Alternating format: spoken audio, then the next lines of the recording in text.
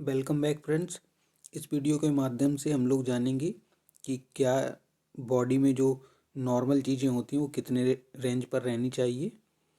सारी बातें इस वीडियो में डिटेल से जानेंगे, तो आप लोग वीडियो के अंत तक बने रहिए और एक एक करके इन सब के बारे में डिटेल से जानते हैं। तो सबसे पहले बात करते हैं ब्लड प्रेशर यानी बीपी की। तो नॉर्मल बीपी कितना होना चाहिए।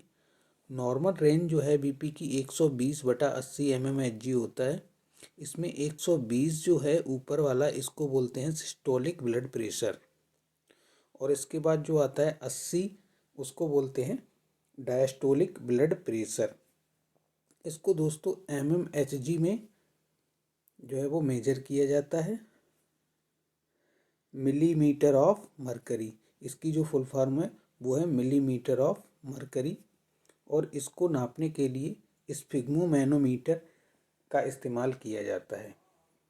अब डिजिटल मशीनों द्वारा भी ब्लड प्रेशर को नाप सकते हैं। यदि बीपी किसी व्यक्ति का 130/85 हो रहा है तो इसे भी नॉर्मल कह सकते हैं, लेकिन वह वैल्यू बढ़ी हुई है। लेकिन अगर वही ब्लड प्रेशर बढ़कर 140 और 90 तक आ गया है तो समझिएगा इस व्यक्ति का बीपी जो है वो काफ़ी बढ़ा हुआ है। चलिए अब बात करते हैं हम अपने अगले टॉपिक के बारे में, पल्स रेट यानी नब्ज दर के बारे में। पल्स रेट यानी नब्ज दर, 1 मिनट में हमारा हार्ट जो है वो जितनी बार धड़कता है वही हमारा पल्स रेट होता है। जैसे कि मान के चलिए हमारा हार्ट जो है वो लगभग 72 बार प्रति मिनट धड़कता है, पंपिंग करता है। तो उस प्रकार से जब हम अपनी नब्ज को पकड़ कर देखते हैं तो यह हार्ट के जितनी बार वह पंपिंग करता है उसी हिसाब से होता है। तो ये हमारी नॉर्मल जो होती है वो 72 बार प्रति मिनट होती है। इसके अलावा अगर यह कम होकर 65 या फिर ज़्यादा होकर 80 तक पहुंच रही है तो यह कहीं ना कहीं हमारे शरीर में कुछ गड़बड़ी का संकेत दे रही है। हमें तुरंत ही अपने डॉक्टर से संपर्क करना चाहिए। सामान्य दर जो होती है वो 72 बार प्रति मिनट होती है। अब हम अपने अगले टॉपिक के बारे में बात करते हैं, टेम्परेचर। टेम्परेचर जो है दोस्तों वो हम डिग्री सेल्सियस और फ़ारेनहाइट में मापते हैं।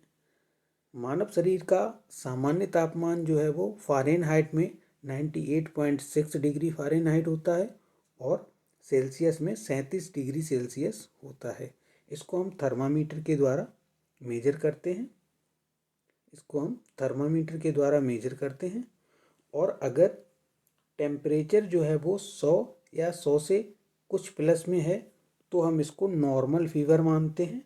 इसके अलावा अगर यह बढ़कर 102 डिग्री तक पहुंच रहा है या फिर इससे ऊपर जा रहा है तो हम इसे हाई फीवर मानते हैं।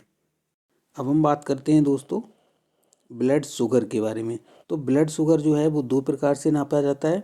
नंबर 1 फास्टिंग ब्लड शुगर, और दूसरा जब हम पोस्ट मील यानी खाना खाने के बाद वाला।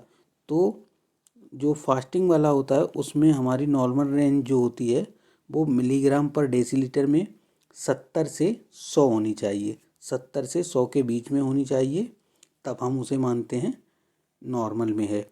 और यदि अगर हम खाना खा चुके हैं यानी पोस्ट मील हैं तो फिर ये हमारा 120 से 140 mg पर डेसीलीटर होना चाहिए, मिलीग्राम पर डेसीलीटर होना चाहिए, तब हमारा ये नॉर्मल माना जाता है। वहीं अगर खाना खाने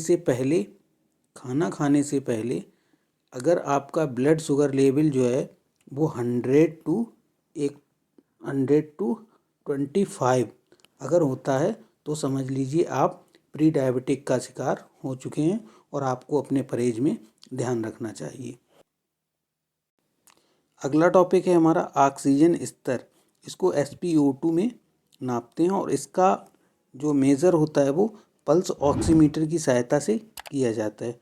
और इसको ऑक्सीजन लेवल को मापने के लिए हम लोग अंगूठे की पास वाली उंगली में O2 को लगा देते हैं और फिर हम इसमें रीडिंग को देखते हैं।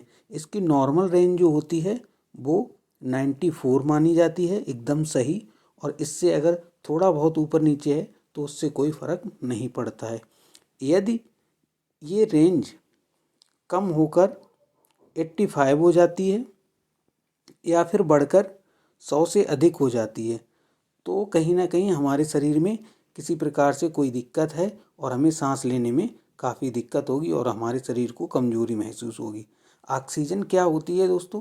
ऑक्सीजन जब हम अपनी सांस के द्वारा लेते हैं तो ब्लड में उपलब्ध हीमोग्लोबिन जो है वो हमारी ऑक्सीजन को ले जाकर सभी कोशिकाओं तक आसानी से पहुंचाती है, जिससे हमारा शरीर सही रूप से कार्य करता है। तो अब हम अपने अगले टॉपिक की बात करते हैं। ये हो गया रेस्पायरेशन रेट यानी श्वसन दर। दोस्तों उसको बोलते हैं हम जब 1 मिनट में जितनी बार सांस को लेते और छोड़ते हैं उसे ही हम अपना श्वसन दर बोलते हैं। तो यहाँ पर नॉर्मल जो रेंज मानी गई है वो है 12 से 18 बार प्रति मिनट। अगर हम 12 से 18 बार प्रति मिनट अगर श्वसन लेते और छोड़ते हैं तो समझ लीजिए हमारा जो श्वसन दर है वो ठीक है। इसको स्पायरोमीटर की सहायता से मापा जाता है और बच्चों में यह 30 से 40 बार प्रति मिनट भी हो सकता है। जो छोटे बच्चे होते हैं उनका श्वसन दर जो होता है वो थोड़ा अधिक होता है। इसके बाद जो उससे बड़े बच्चे होंगे उनका अलग होगा, 25 से 30 बार, और जो सबसे छोटे बच्चे होते हैं उनका 30 से 40 बार पर मिनट होता है। अब हम अपने अगले टॉपिक के बारे में बात करते हैं। ये हो गया हमारा हीमोग्लोबिन। हीमोग्लोबिन दोस्तों पुरुषों में जो है वो 13 से 17 पॉइंट तक सही माना जाता है, नॉर्मल रेंज में माना जाता है। और वहीं अगर महिलाओं की बात करें तो 12 से लेकर 16 पॉइंट तक अगर हीमोग्लोबिन होता है तो इसे नॉर्मल माना जाता है महिलाओं के लिए। ठीक है, तो अब हम बात करते हैं कि नॉर्मल प्लेटलेट काउंट कितना होना चाहिए। हमारे ब्लड में नॉर्मल प्लेटलेट काउंट जो है वो 1.5 लाख के ऊपर ही होना चाहिए। 1.5 लाख से 1.5 लाख से 3.5, 3.5 या फिर 4.5 तक होनी चाहिए।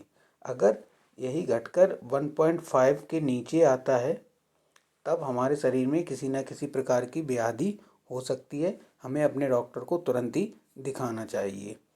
दोस्तों उम्मीद करते हैं ये वीडियो आपको पसंद आई होगी। पसंद आई है तो अपनी तरफ से एक लाइक ज़रूर कर दीजिएगा और चैनल को भी सब्सक्राइब कर लीजिए।